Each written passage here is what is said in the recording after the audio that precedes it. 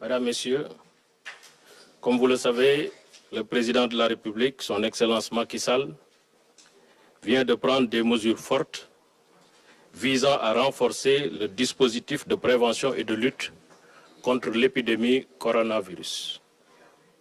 Ces décisions de protection des citoyens sénégalais appellent à la responsabilité de chacun dans une logique de solidarité et de cohésion nationale. Elle exige également et surtout une application diligente et concertée dans tous les secteurs. C'est pourquoi j'ai déjà pris une série de mesures aptes à contribuer efficacement à la lutte contre la propagation du Covid-19 dans le secteur des transports publics. Ces mesures, aujourd'hui, vont être renforcées pour préserver la santé des chauffeurs, des conducteurs, du personnel des transports publics et des usagers. Je ne reviendrai pas sur les interdictions prises par le ministre de l'Intérieur par rapport au transport interurbain, mesures tout à fait justifiées au vu de l'évolution de la maladie. Je voudrais juste vous entretenir des mesures de régulation des infrastructures et des services de transport publics et privés. Pour le transport de voyageurs, l'embarquement des passagers dans les bus, minibus et autocars, effectuant un transport public ou privé, se fera dans le respect des places assises qui seront distribuées pour tenir compte des distances d'au moins 1 mètre entre les passagers. Ainsi, le nombre de passagers à bord de ces catégories de véhicules à usage public ou privé sera limité à la moitié des nombres de places prévus par la carte grise du véhicule. Tous les passagers d'un véhicule de transport seront munis d'équipements appropriés de protection, gants, masques, produits hydroalcooliques, mouchoirs jetables. Les passagers ainsi que le conducteur doivent systématiquement porter des masques et des gants durant tout le trajet. Les gares routières interurbaines, en conséquence de la mesure prise d'interdiction du transport interurbain, seront fermées. Toute fréquentation de ces gares routières non directement liée aux activités de transport sera interdite.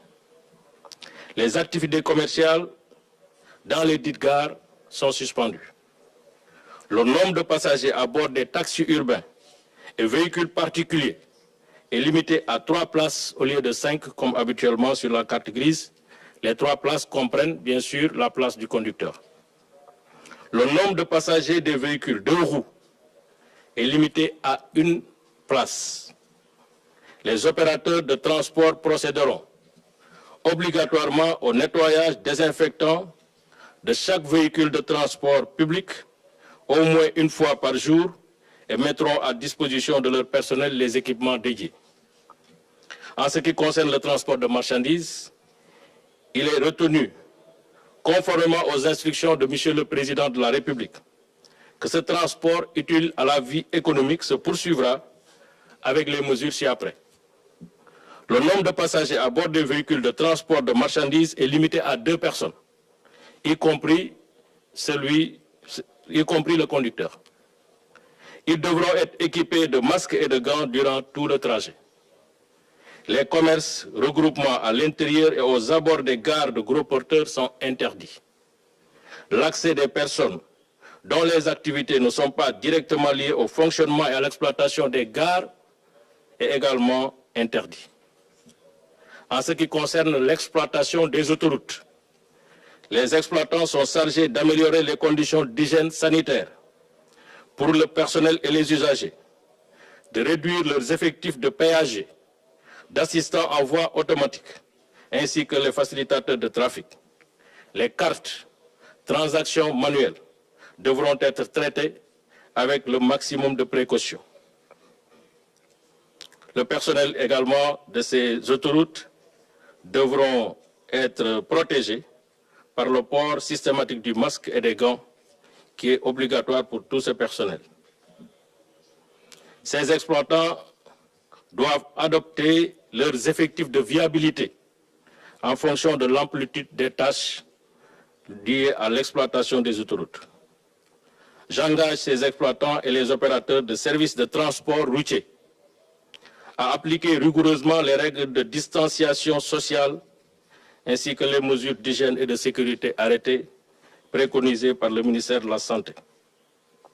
Comme vous pouvez le constater, ces mesures auront un impact significatif sur l'offre de transport public déjà déficitaire à Dakar. C'est pourquoi il est hautement recommandé aux entreprises publiques et privées, les sociétés utilisatrices de grandes main-d'œuvre, les industries agroalimentaires, les BTP, de moduler leurs effectifs en cohérence avec ces mesures d'ajustement de l'offre de transport qui se voit ainsi modulée. J'invite aussi les opérateurs de transport au respect de la tarification.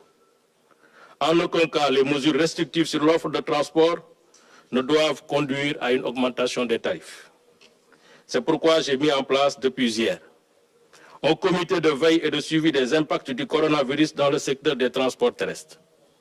Ce comité composé de différents acteurs, notamment les opérateurs de transport, les syndicats, la police, la gendarmerie, l'administration territoriale, les associations d'usagers, est chargé, entre autres, d'évaluer les impacts économiques qu'entraîneront la mise en œuvre de ces mesures et d'apporter des actions de mitigation en relation avec les ministres des Finances et de l'Économie. Avant de conclure, je voudrais inviter les forces de sécurité, les autorités judiciaires, à faire respecter les dispositions de l'article 35 de la loi 2003-04 du 27 mai 2003 portant organisation des transports terrestres qui interdit, je le cite, l'exercice illégal de la profession de transporteur, notamment l'exercice qui se fait sans autorisation, mais aussi qui interdit les gares non officielles, c'est-à-dire les gares routières flottantes. Je compte sur l'engagement individuel et collectif de tous pour l'application rigoureuse des décisions adoptées afin de briser ensemble la prorogation du coronavirus Covid-19. Je vous remercie.